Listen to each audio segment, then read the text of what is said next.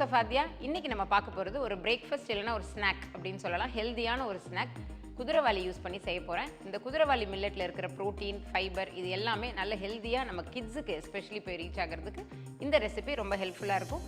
குதிரைவாலி கொழுக்கட்டை நல்ல ஸ்பைசியான ஒரு சட்னியோட எப்படி செய்யணுங்கிறத பார்க்கலாம். வாங்க வீடியோக்குள்ளே போகலாம்.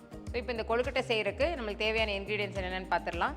இது 1 கப் குதிரைவாலி. 1 கப் குதிரைவாலிக்கு மற்ற வெங்காயம் பார்த்திங்கன்னா 1 வெங்காயம் கட் பண்ணி வச்சுருக்கேன். தேங்காய் துருவல் 1 கப் எடுத்துக்கலாம். இது நிறைய போட்டோன்னா டேஸ்ட் நல்லாயிருக்கும். அதுக்கப்புறமா கருவேப்பிலை, கொத்தமல்லி, அதுக்கப்புறம் தாளிக்கிறதுக்கு கடுகு, கடலைப்பருப்பு, உளுத்தம்பருப்பு. இது இந்த கடலைப்பருப்பு, துவரம்பருப்பு இதெல்லாம் கொஞ்சம் ஊற வச்சுருக்கேன். இது அதோட சேர்ந்து வேகும்போது கொஞ்சம் டேஸ்ட் நல்லாயிருக்கும்.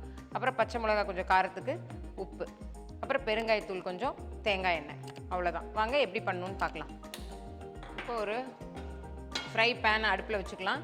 இது சூடானதும் ஃபஸ்ட்டு நம்ம இப்போ இந்த குதிரைவாலியை கொஞ்சம் நேரம் வறுக்க போகிறோம். ஜஸ்ட் ஒரு 2 நிமிஷம் வறுத்து எடுத்திங்கன்னா போதும். கலர்லாம் மாற வேண்டாம். கொஞ்சம் நல்லா சூடாகினதுக்கப்புறம் நம்ம ஊற வைக்கணும். ஒரு 15 மினிட்ஸ் ஊற வச்சுட்டு அதுக்கப்புறமா நம்ம கொழுக்கட்டையை செய்ய ஆரம்பிச்சிடலாம். இப்போ இந்த பேன் சூடாயிடுச்சு. இந்த 1 கப் குதிரைவாலியை இதில் போட்டுடலாம். குதிரைவாலி சாதாரணமாகவே நம்ம ரவை மாதிரி தான் இருக்கும். ரவை மாதிரி சின்ன ஃபைனாக இருக்கிறனால நீங்கள் அரைக்கணும்லாம் அவசியம் இல்லை. இப்படியே நம்ம டைரெக்டாகவே கொழுக்கட்டை செஞ்சுக்கலாம். இது கொஞ்சம் ஒரு 2 நிமிஷம் ஒரு நல்ல ஒரு ஸ்மெல் வர்ற வரைக்கும் வறுத்தா போதும். ஒரு 2 நிமிஷம் வறுத்திங்கன்னா போதும். வறுத்துட்டு நம்ம எடுத்து வச்சுட்டு தண்ணி ஊற்றி ஒரு 15 மினிட்ஸ் ஊறட்டும். ஊறினதுக்கப்புறமா நம்ம கார கொழுக்கட்டையெல்லாம் பண்ணுவோம்ல, அந்த மாதிரி தாளித்து விட்டுட்டு தண்ணி ஊற்றி இந்த குதிரைவாலியை வேக விட்டுட்டு ஒரு 3/4 பதம், ஒரு 80% வெந்த உடனே ஆஃப் பண்ணி நல்லா பிடி கொழுக்கட்டை இல்லைனா பால்ஸ் மாதிரி பிடிச்சிட்டு ஒரு 15 நிமிஷம் ஸ்டீம் பண்ணோம் அப்படின்னா குதிரைவாலி கொழுக்கட்டை ரெடி ஆயிடும். இது பிரேக்ஃபாஸ்ட்டுக்கு நல்லாயிருக்கும். இது நல்ல ஒரு காரமான சட்னி இல்லை கோகனட் சட்னியோட நல்லாயிருக்கும். ஈவினிங் குழந்தைகளுக்கெல்லாம் கூட நீங்கள் ஹெல்தி ஸ்நாக்காக இதை கொடுக்கலாம். நல்லா ஸ்டீம் பண்ணியிருக்கிறதுனால ஆயில் இருக்காது. கொஞ்சமாக தான் நம்ம ஆயில் விட்டு தாளிப்போம். அதனால் இது ஒரு நல்ல ஹெல்த்தி ஸ்நாக்காக இருக்கும். ஸோ இது ஒரு 2 மினிட்ஸ் வணங்கியாச்சு. இப்போ நம்ம இதை வாஷ் பண்ணிவிட்டு ஒரு 15 மினிட்ஸ் இது ஊறட்டும்.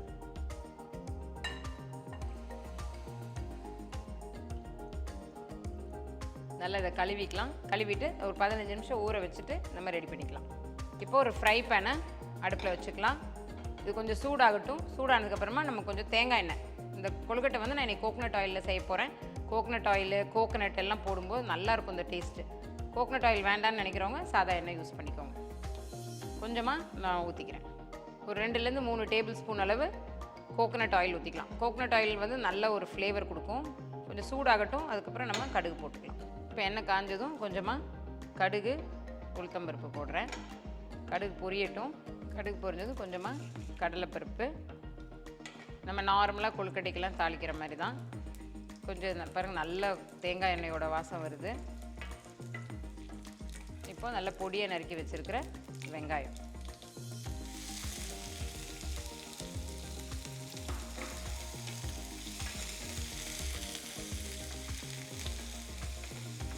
பச்சை மிளகாய்,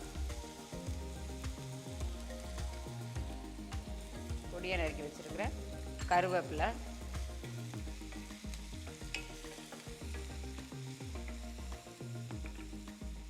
நல்ல ஒரு பெருங்காயம் ஒரு 1/2 டீஸ்பூன் அளவு. இது பிரேக்ஃபாஸ்ட்டுக்கு ரொம்ப நல்லாயிருக்கும். ஈவினிங் டைம் ஸ்நாக்ஸ்க்கு அதை விட நல்லாயிருக்கும். நல்ல ஹெல்த்தியான ஒரு ஸ்நாக்காக இருக்கும் இது.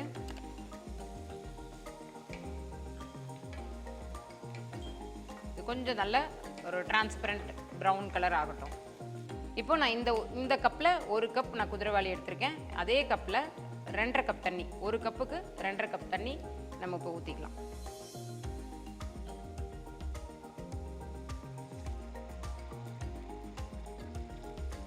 இது கொஞ்சம் நல்லா சாஃப்டாக வேகணும்.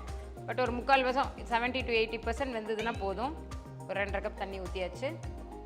அதுக்கப்புறம் நம்ம மறுபடியும் ஆவியில் வேக வைப்போம் இல்லையா, அதனால் அந்த அளவுக்கு இருந்தால் போதும். இப்போ கொஞ்சம் உப்பு டேஸ்ட்டுக்கு, தூள் உப்பு போட்டுக்கலாம். அதுக்கப்புறம் இந்த பருப்பு, இதில் பார்த்தீங்கன்னா துவரம்பருப்பு, கடலைப்பருப்பு, கொஞ்சம் பாசிப்பருப்பு, இந்த 3ம் ஒரு 1 hour நல்லா ஊறிக்கிட்டும். இது நல்லா இப்போ இதோட சேர்ந்து வெந்துடும். அப்புறம் ஸ்டீம் பண்ணும்போது வேகும். இது சாப்பிடும்போது உங்களுக்கு நடுவில் வாயில் வரும், நல்லாயிருக்கும் இது. அதனால் இந்த பருப்பு அப்படியே இப்போ போட்டுடலாம். அதுக்கப்புறம் நம்ம முக்கியமான இன்க்ரீடியன்ட் தேங்காய். நல்ல தேங்காய் துருவல் நல்லா தாராளமாக போடுங்க. அப்போ தான் அது சாப்பிட்றதுக்கு நல்லாயிருக்கும் டேஸ்ட்டு. நல்லா இந்த தண்ணி கொதிக்கட்டும். கொதிச்ச உடனே இந்த ஊற வச்சுருக்கோம் பாருங்கள், 15 மினிட்ஸ் நல்லா ஊற வச்சு கழுவுன குதிரைவாலி இருக்குது. இதை இதோட போட்டு நல்லா ஒரு கெட்டியாக குக் பண்ணிக்குவோம். ஆல்மோஸ்ட் லைக் உப்புமா மாதிரி வந்துடும். அதுக்கப்புறமா அதை பிடி கொழுக்கட்டையாக மாற்றி நம்ம ஸ்டீம் பண்ணிடலாம். இப்போ பாருங்கள், இது நல்லா கொதிக்க ஆரம்பிச்சிருச்சு. கொதிச்சதுக்கப்புறமா இந்த ஊற வச்ச குதிரைவாலியை இதில் சேர்த்துக்கலாம். நல்லா இது சின்ன சின்னதாக சின்ன கிரெயின்ஸாக இருக்கிறனால உங்களுக்கு இதை அரைக்கணும் அதெல்லாம் தேவையே இல்லை.